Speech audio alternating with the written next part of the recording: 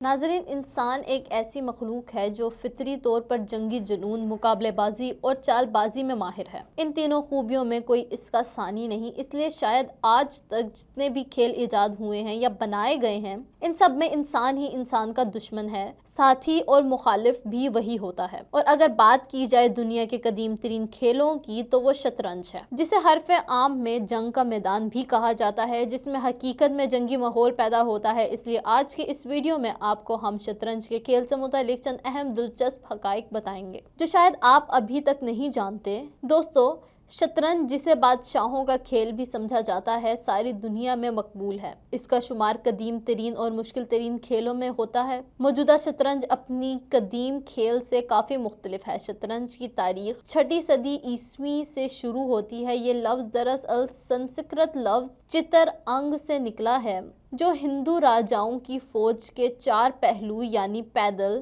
فیلہ، ہاتھی، گھڑ سوار اور رتھوں کی مناسبت سے ہے۔ شطرنج کے آغاز کے بارے میں یقین سے کچھ نہیں کہا جا سکتا، لیکن ایک مہم سے روایت کے مطابق اسے سندھ کے ایک بودھ سواجی سسا نے ایجاد کیا تھا۔ 6 صدی عیسوی تک یہ ہندوستان بھر میں مشہور ہو چکا تھا۔ ہندوستان سے شاہراہ ریشم کے راستے یہ کھیل چین پہنچا اور وہاں سے کوریا کے راستے جاپان میں مقبول ہوا۔ چین میں اسے کچھ ترامیم کے بعد رائج کیا گیا۔ اسے چینی شطرنج یا زیانگ گی کہتے ہیں۔ اس طرح جاپان میں کھیلا جانے والا کھیل شوگی بھی شطرنج ہی کی ایک پیچیدہ شکل ہے۔ ناظرین، شطرنج 638 عیسوی سے 651 عیسوی میں ایران اور پھر 712 میں سندھ فتح ہوا تو مسلمان اس کھیل میں متعارف ہوئے۔ یہ کھیل ایران میں چترنگ کے نام سے موسوم ہوا، جس کا عربی لفظ شطرنج ہے۔ اردو میں بھی یہی مستعل ہے۔ مسلمان سلاطین اور فاتحین نے اس کھیل میں خصوصی دلچسپی لی۔ یہ مسلمان فاتحین ہی تھے جو اس کھیل کو اپنے ساتھ بذریعہ مراشکی ساحل اسپین اور پرتگال لے گئے۔ انہوں نے ہی یورپ کو اس کھیل سے روشناس کروایا، جو اس وقت تاریک دور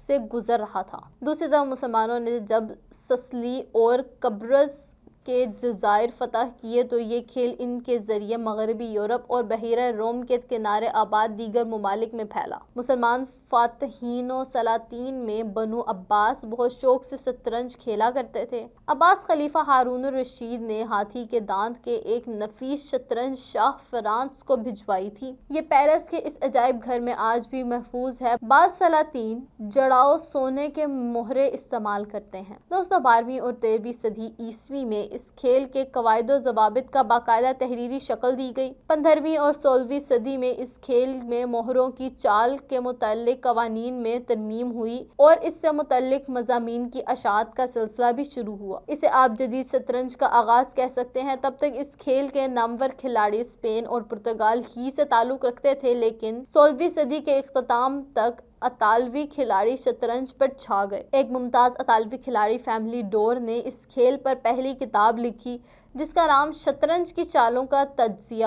فیملی ڈور نے اس کتاب میں پیادوں کی چال کو اجاگر کیا، اس نوعیت کی پہلی باضابطہ کوشش۔ ناظرین، شطرنج کا کھیل رفتہ رفتہ کئی ممالک میں مقبول ہوتا گیا۔ اس کھیل کی حوصلہ افزائی ساری سرکاری سطح پر بھی ہوئی۔ کھیلوں میں شطرنج کو نمایاں مقام حاصل ہے۔ بہت سے ممالک کے کھلاڑیوں نے یہ کھیل کھیلا، لیکن جو شہرت روسی کھلاڑیوں کو ملی وہ کوئی اور حاصل نہ کر سکا۔ روس میں یہ کھیل جنوب اور مغرب کے تجارتی راستوں سے داخل ہوا اور دیکھتے ہی دیکھتے قومی کھیلوں میں شامل ہو گیا۔ ویسے تو یہ کھیل انقلاب روس 1971 سے قبل ہی اپنی جڑیں مضبوط کر چکا تھا، لیکن اسے بجا طور پر عروج کمیونسٹ حکومت نے دیا۔ انہوں نے شطرنج کی سرپرستی کی، اس کے مقامی اور قومی سطح کے مقابلے کروائے اور باقاعدہ اس فن کو درجہ دیا۔ شطرنج کی اس سرپرستی کے باعث پچھلی صدی کے وسط میں روسی کھلاڑیوں کی فتوحات شروع ہوئیں۔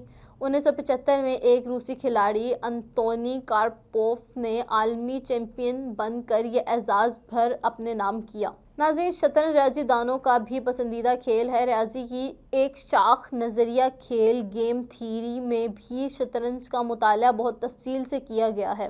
نظریہ کھیل کا تعلق نان کوآپریشن کھیلوں کے تجزیے سے ہے۔ ریاضی کی اس شاخ نے نہ صرف شطرنج کے کھیل کو فائدہ پہنچایا بلکہ وسیع تر تناظر میں معاشیات، سیاسیات اور عمرانیات کو سمجھنے میں بھی آسانی ہوئی۔ شطرنج اس حوالے سے قدرے سادہ کھیل ہے۔ یہ صرف دو کھلاڑیوں کے درمیان کھیلا جانے والا ایک شفاف اور واضح کھیل ہے۔ اس میں کسی قسم کی مخفی معلومات نہیں، لیکن ریاضی اور شطرنج کے ملاپ سے مصنوعی ذہانت کے شعبے میں خاصی ترقی ہوئی ہے۔ دوستو، یہ کھیل ایک جنگی مشق کا نقشہ پیش کرتا ہے۔ اس جنگی مشق میں شطرنج کی بساط کی حیثیت جنگی میدان کی مانند ہوتی ہے، جس میں دو مختلف حکمرانوں کی فوجیں ایک دوسرے کے سامنے صف بستہ ہو کر کھڑی ہو جاتی ہیں۔ دونوں طرف پیادے، گھڑ سوار، فیل اور قلعہ بند فوجی مد مقابل پر حملہ آور ہوتے ہیں اور ساتھ ہی اپنے دفاع کا بھی مؤثر انتظام کرتی رہتی ہیں۔ فوجوں کی کمان بادشاہ کے ہاتھ میں ہوا کرتی ہے، جو اپنے وزیروں کی مدد سے جنگی حکمت عملی میں کام لیتا رہتا ہے۔ اس جنگ کا بنیادی مقصد یہ ہوتا ہے کہ ہر صورت میں بادشاہ کی حفاظت کی جائے اور اس پر کسی طرح آنچ نہ آنے دی جائے۔ بادشاہ کی مات دراصل پوری فوج کی شکست تسلیم کی جاتی ہے۔ اس اعتبار سے اگر غور کیا جائے تو شطرنج کے دونوں کھلاڑی جو آمنے سامنے اپنے مہروں کو حرکت میں لاتے ہیں، ان کی حیثیت دو جرنیلوں کی مانند ہوتی ہے، جو اپنی اپنی فوج کی تمام حرکات پر نظر رکھتے ہیں اور مہروں یعنی فوجیوں کو مناسب جگہوں پر تعینات کرتے رہتے ہیں۔